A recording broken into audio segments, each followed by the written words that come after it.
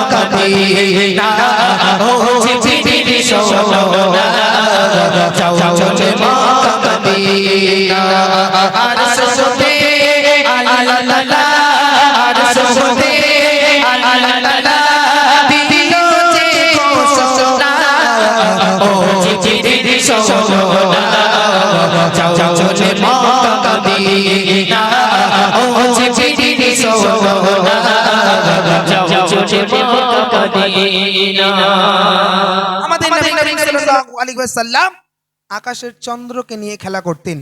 হালিমাতুস সাদিয়ার ঘরেতে যখন তিনি লালিত পালিত হচ্ছিল, সেই সময়তে আমাদের নবী করিম সাল্লাল্লাহু আলাইহি সাল্লাম আকাশের চন্দ্রকে নিয়ে আঙুলের ইশারায় নাচাচ্ছিল। সেই সম্পর্কে কবি লিখছেন, দেখুন।